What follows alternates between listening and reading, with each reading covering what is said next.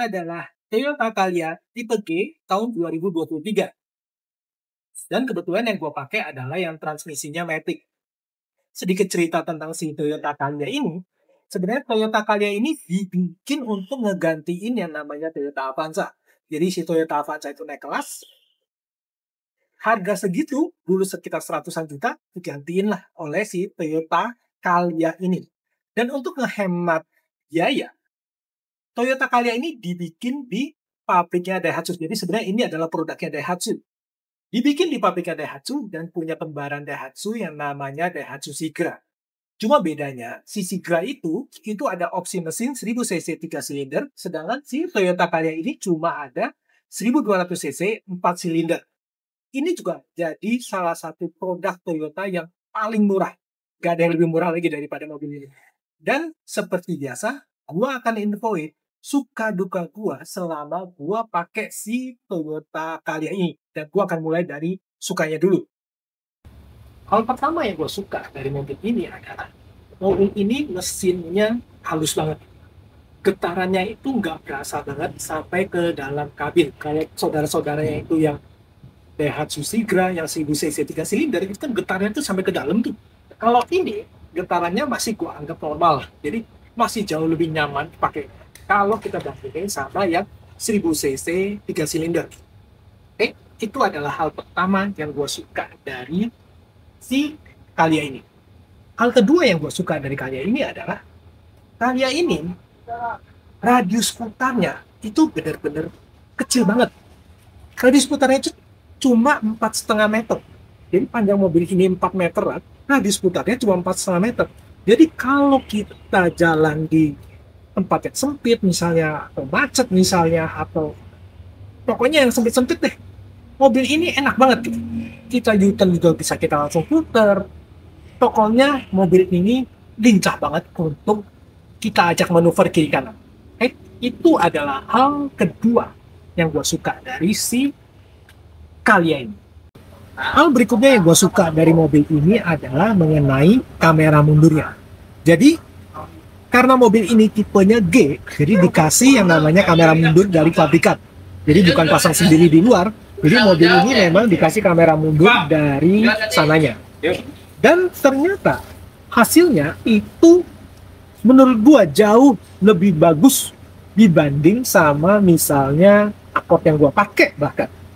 Jadi kalau kondisi malam gitu atau gelap misalnya, biasanya kamera mundur itu akan hasilnya itu akan jelek gitu lah ya, warnanya itu akan kemana-mana misalnya, nggak bisa fokus misalnya. Tapi di mobil ini surprisingly hasilnya jauh lebih bagus, warnanya bagus, tampilannya bagus.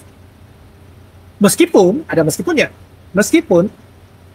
meski kamera mundur ini dikasih yang namanya lane watch assist, cuma lane watch assist itu nggak ikut bergerak. Jadi kalau di mobil lain, biasanya garis-garis itu kan akan gerak tuh. Kalau seandainya roda depan itu kita belok-belokin ke kiri atau ke kanan, biasanya kan akan gerak ikutin sesuai dengan arah roda.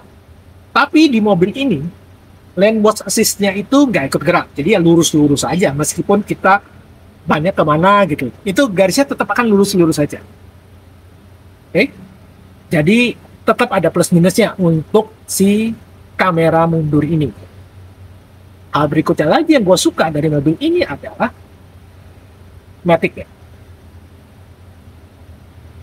Matic-nya ini, meskipun mobil ini adalah mobil paling murah dari line up-nya Toyota, tapi ternyata untuk Matic-nya masih dikasih Matic yang konvensional.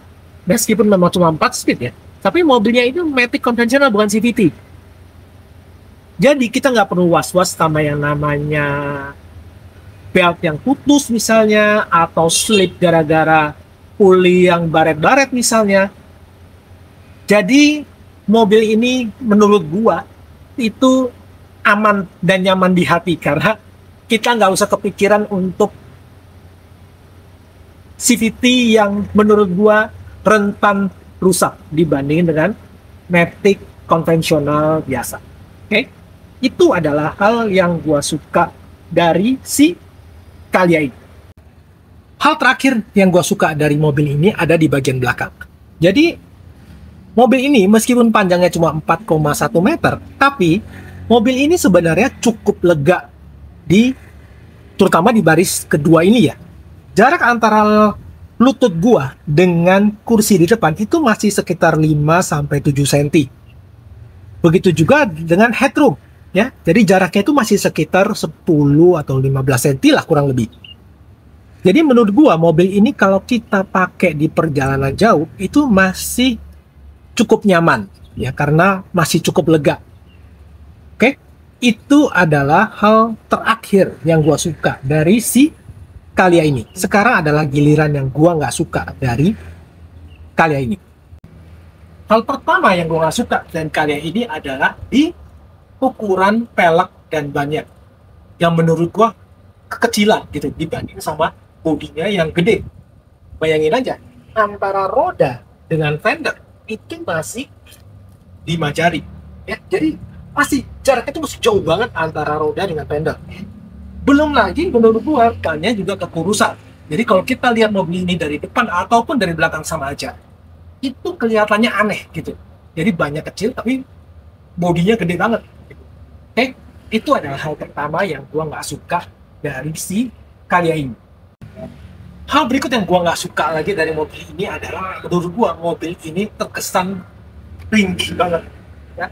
Terutama bisa kita lihat dari bagian pintunya. Jadi kalau di mobil-mobil lain biasanya pintunya kan berat-berat, apalagi mobil-mobil sekarang ya pintunya semuanya berat-berat jadi terkesan kokoh. Kalau di mobil ini pintunya tuh enteng banget, jadi terkesan tuh tinggi banget dan terkesan murahan banget di si Calya ini. Oke, itu adalah hal yang gue nggak suka dari mobil ini. Selain itu, satu hal lagi yang gue nggak suka dari mobil ini adalah mobil ini minim yang namanya fitur. Ya. Jadi, kalau di mobil lain kan banyak fitur-fitur tuh.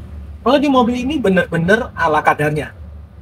Bahkan lampu depannya aja nggak ada di area. Masih untung masih dikasih lampu LED. Jadi semua ini fitur-fiturnya itu benar-benar fitur-fitur yang biasa-biasa aja. Nggak ada yang luar biasa. Oke, itu adalah hal yang gue nggak suka dari mobil ini di bagian eksterior. Sekarang kita ke dalam mobil ini. Kalau kita ke dalam mobil ini, feel murahan itu sebenarnya juga berasa banget.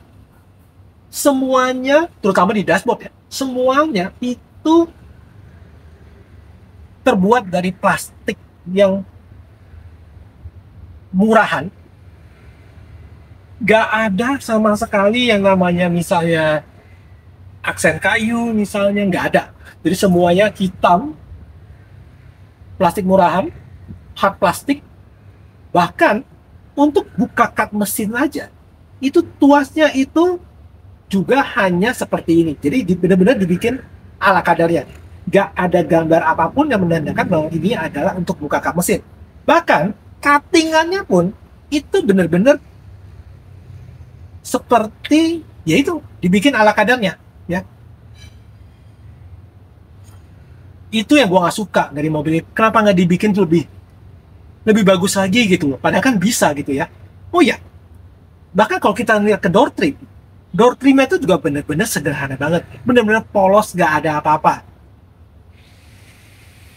Garis door trimnya itu juga nggak nyambung antara garis door trim dengan garis di dashboard. Kalau biasanya kan nyambung tuh, tapi yang ini untuk Calya itu nggak nyambung, jadi terkesan putus antara itu dengan dashboard. Feeling mobil ini murahan itu juga terasa di vanity mirror dan lampu baca. Mobil ini punya vanity mirror sebenarnya, ada di bagian driver sama di bagian passenger. Tapi benar-benar ala kadarnya deh, benar-benar terkesan murahan banget. Lampu bacanya juga ya ampun, seperti ini banget gitu loh. Oke, itu adalah hal yang gua nggak suka dari si Calya ini. Ada satu hal lagi yang gua nggak suka. Mobil ini nggak punya yang namanya indikator temperatur mesin. Sama seperti mobil-mobil baru sekarang, semuanya cuma pakai lampu. Kalau biru, artinya mobil ini masih mesinnya dingin. Kalau merah, artinya udah overheat alias kebablasan. Dan gue nggak pernah nyaman tuh pakai mobil-mobil yang nggak ada indikator temperatur mesin. Tapi sekarang semuanya nggak ada tuh, gue juga bingung tuh. Hanya mungkin mobil-mobil yang kelasnya middle up ya, itu masih dikasih indikator temperatur mesin. Oke, itu yang gue nggak suka di bagian depan dari si Calya ini. Sekarang kita ke bagian belakang dari mobil ini. Sekarang kita ke bagian belakang dari si Calya ini. Sebenarnya di bagian belakang Calya ini sebenarnya menurut gue sih gue nggak terlalu banyak komplain. Tapi ada satu hal yang gue nggak suka banget dari mobil ini di bagian belakang adalah posisi headrest. Coba bayangin, kita duduk, headrest itu ada di punggung kita, bukan di kepala kita. Headrest itu harus kita naikin supaya bisa pas sampai di kepala kita. Kenapa nggak mau dari awal aja dibikin seperti itu? Kenapa harus dibikin rendah banget gitu loh? Ya, kursinya pun menurut gua nggak terlalu nyaman ya, karena rata banget, nggak ada lekukan-lekukannya. Tapi gua masih bisa mencoba untuk mentoleransi mengenai masalah kursinya. Yang gua nggak habis pikir itu adalah headrestnya. Kenapa headrestnya harus dibikin seperti ini gitu ya? Kenapa harus pendek banget gitu? Oke? Itu yang gua nggak suka di bagian belakang. Oh ya, satu lagi. Gua janji ini adalah yang terakhir yang gua nggak suka dari mobil ini.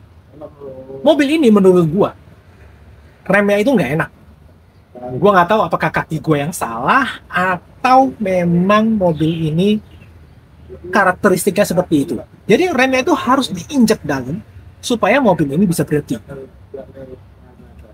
Mungkin coba teman-teman yang punya Calya atau Sigra mungkin bisa infoin ke kita ya lewat kolom komentar di bawah, apakah memang sebenarnya semua Calya begitu atau memang kaki gue yang salah.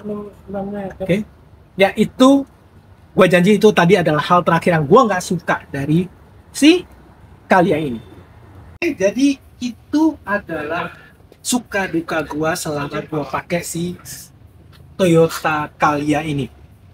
Jadi untuk orang yang butuh mobil buat angkut barang yang banyak, 7 penumpang, nggak perlu gengsi. Mobil ini sebenarnya ada mobil yang cocok dengan segala keterbatasan yang tadi gua ceritain. Oke, so far begitu aja video gua kali ini. Kita akan ketemu lagi di video gua berikutnya. See you guys!